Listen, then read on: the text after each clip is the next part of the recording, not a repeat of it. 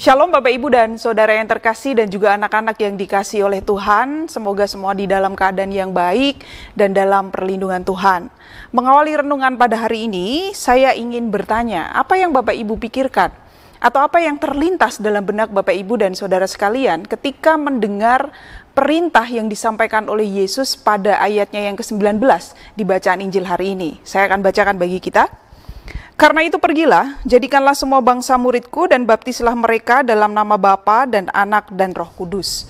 Apa yang secara singkat begitu terlintas di dalam benak Bapak Ibu dan Saudara sekalian?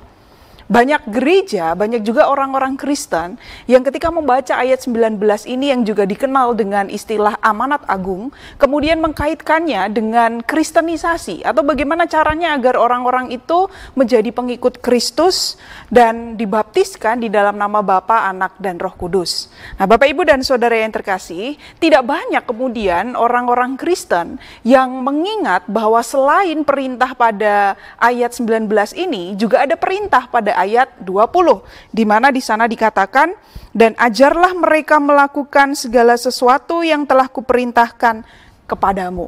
Seringnya orang hanya mengingat di ayatnya yang ke-19, tetapi melupakan bahwa di ayat 20 di sana juga ada perintah untuk mengajar melakukan, atau di dalam bahasa Yunani disebut sebagai didaskontes terein, mengajar, itu sering kali dilupakan. Jadi perintah ini yang ada di ayat 20 ini seringnya kalah tenar jika dibandingkan dengan perintah yang disebutkan di ayat yang ke-19.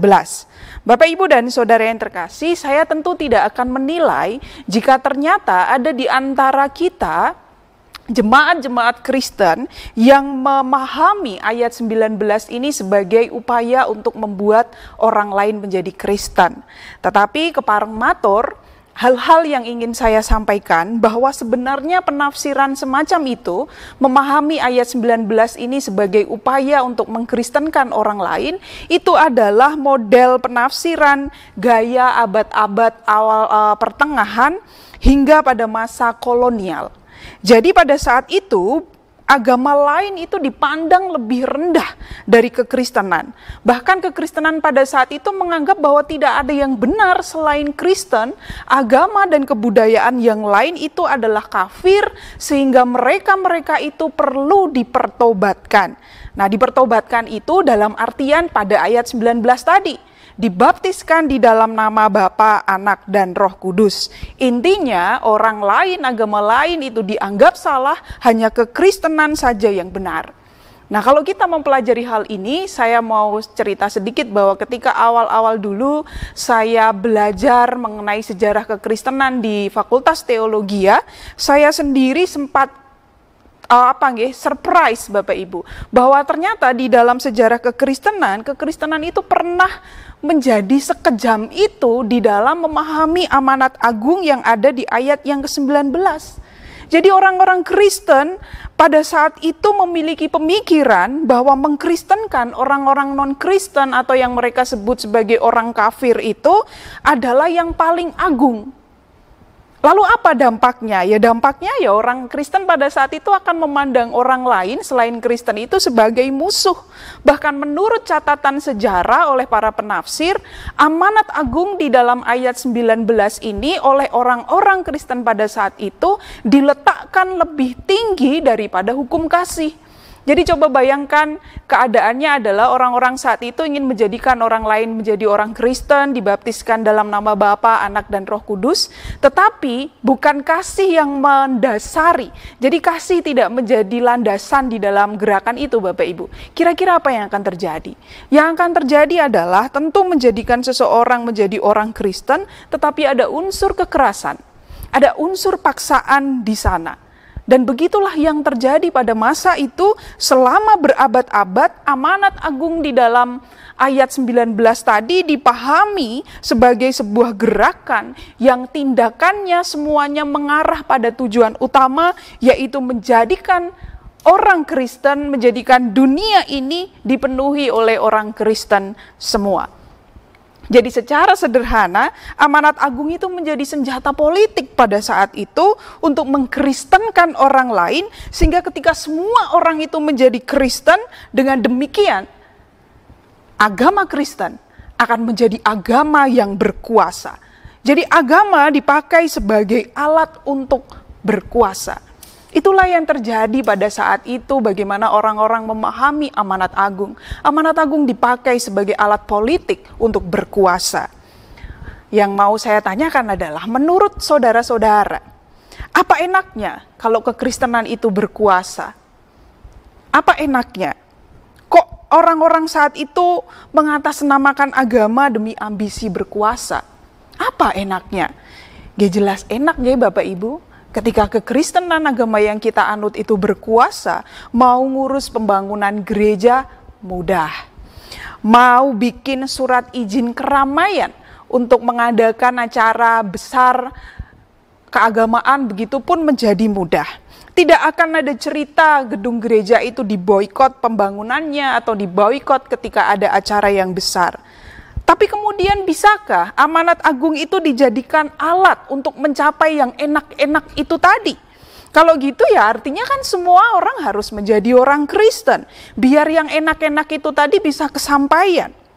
Jika demikian yang kita lakukan, maka apa bedanya kita dengan orang-orang Kristen di abad pertengahan sampai masa awal kolonial tadi Bapak Ibu, yang menjadikan agama atau secara khusus amanat agung sebagai alat untuk berkuasa, dan kemudian melupakan bahwa semangat yang mulia dalam amanat agung itu sesungguhnya adalah untuk mengajarkan apa yang sudah Kristus kerjakan dan lakukan. Nah, pertanyaannya kemudian adalah bagaimana kita bisa mewujudkan amanat agung di dalam konteks Indonesia yang multikultural seperti saat ini. Kita akan mencoba memperhatikan beberapa poin Bapak Ibu. Yang pertama, kita perhatikan bacaan pertama tadi dari Kejadian, dan kita coba temukan hal-hal baik apa yang bisa kita lakukan untuk mewujudkan amanat agung. Bapak Ibu dan Saudara yang terkasih, di dalam bacaan Kejadian, kisah ini menekankan kepada keberadaan Allah sebagai Allah yang mencipta, yang menata, yang merapikan segala sesuatu yang masih kacau pada saat itu dan kemudian diberkati. Lalu di dalam kisah itu juga dilanjutkan dengan kisah di mana Allah mempercayakan apa yang sudah Dia ciptakan kepada manusia. Nah, manusia di saat ini suka mensalah-artikan. Ketika Allah memberikan itu kok kesannya kayak eksploitatif begitu loh. Jadi manusia boleh melakukan apapun pada alam ini, pada orang-orang di sekitarnya. Padahal bukan demikian tujuan Allah. Ketika Allah menciptakan dunia ini, menata segala kekacauan, dan kemudian kuasa itu diberikan kepada manusia, itu bukan kuasa untuk mengeksploitasi secara brutal. Tetapi itu adalah kuasa untuk melanjutkan Allah yang sudah menata, merapikan segala sesuatu yang masih kacau itu tadi. Dan itu artinya, poin yang kedua, dalam melihat perintah amanat agung, kita perlu mengingat tugas yang diberikan oleh Allah pada manusia ketika dunia ini diciptakan. Yaitu perintah untuk menata semua yang diciptakan, agar apa yang sudah baik itu, yang sudah tertata itu tetap baik dan tetap tertata. Jadi Bapak Ibu dan Saudara yang terkasih, itu artinya ketika kita menjalankan amanat agung, kita perlu melakukan apa yang sudah Allah ajarkan, yaitu menata yang kacau dan tidak tertata. Karena kalau kita perhatikan kan sekarang ini di dalam kehidupan sehari-hari banyak yang kacau, banyak yang tidak tertata. Di jalanan saja itu sudah banyak yang kacau dan tidak tertata. Apalagi Bapak Ibu kalau lewat perempatan Bulak Kapal itu, di sana Bapak Ibu bisa perhatikan itu sudah ada lampu merahnya pun tetap kacau. Jadi ketika kita mau mewujudkan amanat agung, kita perlu mengingat Allah di dalam kisah penciptaan adalah Allah yang menata apa yang kacau. Jadi ketika kita memahami amanat agung, jangan lupakan ayat ke-20, ajarlah mereka melakukan segala sesuatu yang telah kuperintahkan kepadamu. Maka kita perlu mengingat apa yang diajarkan Allah. Oh, Allah di dalam bacaan pertama adalah Allah yang menata segala sesuatu yang kacau. Maka artinya ketika Bapak Ibu berada di tengah kekacauan jalanan, contohnya di perempatan Bulak Kapal itu, jangan menambah kekacauan. Tapi lakukanlah apa yang sudah Allah kerjakan, yaitu menata yang tidak tertata.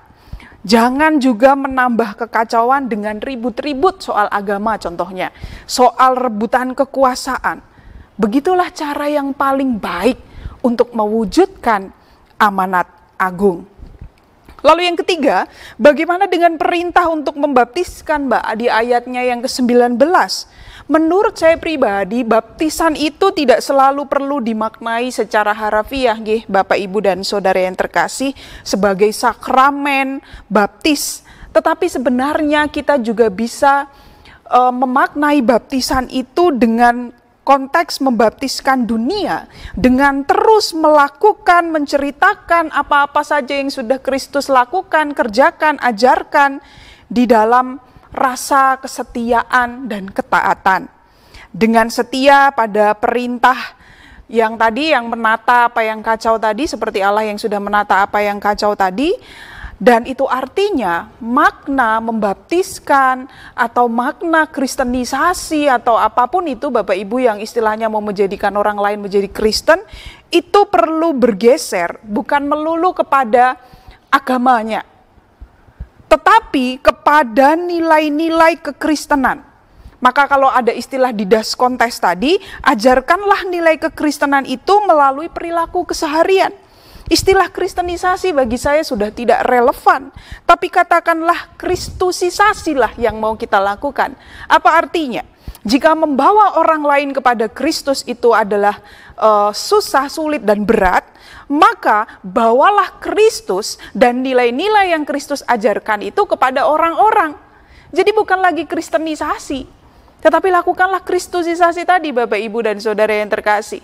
Bawalah Kristus kepada mereka dengan cara meneladani, mengajarkan melalui perilaku, tindakan, perkataan yang Bapak, Ibu kerjakan sehari-hari.